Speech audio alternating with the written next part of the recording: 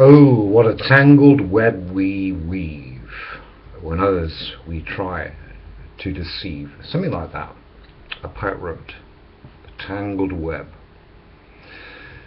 I worked outside most of my life, and you walk into these cobwebs in the early morning, in the mist of the morning, and they're in your face.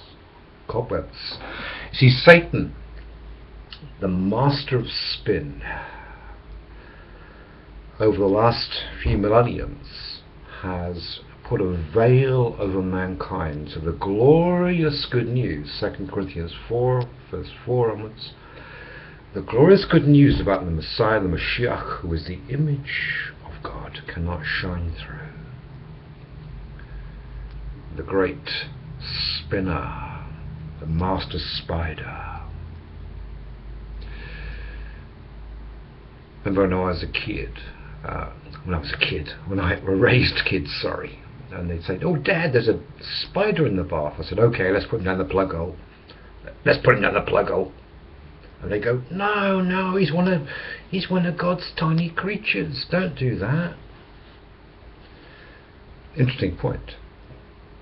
Now, regarding ex-Jehovah's Witnesses, I was one for 40 years. Don't throw the baby out with the bath water. The JW governing body are clever poisoners. 2 Timothy 3:13, many will wax from bad to worse. Wicked men and impostors will wax from bad to worse, deceiving and being deceived. Don't throw the baby out the water. Don't become agnostic, atheistic, Trinitarians. A lot of the stuff the Watchtower Society have taught is truth, but it's not their truth. It's biblical. Like, you can't get away from Matthew 5 verse 5, the meek shall inherit the earth. But so many people who left the Watchtower, who've not become atheists, now believe that when they die they're going to go to heaven or hell. That's not biblical. God is a God of love. You've got two choices. Moses said in Deuteronomy, "I put before you now two choices, the blessing and the curse, life or death.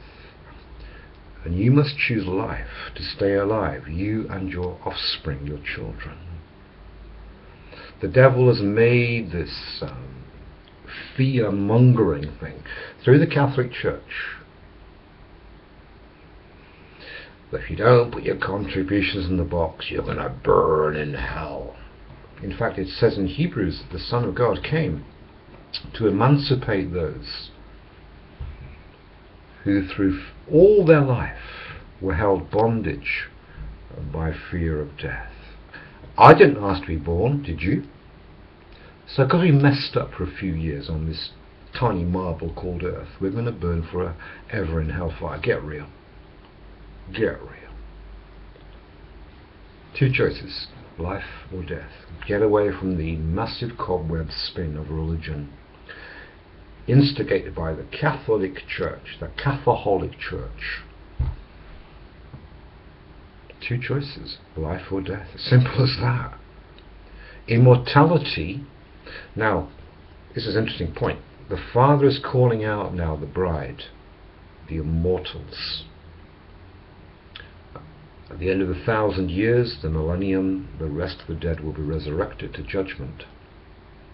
But there's a special calling now to those who are not resting on the dregs of religion, who want to be part of the body of the Messiah, the Mashiach. What a privilege.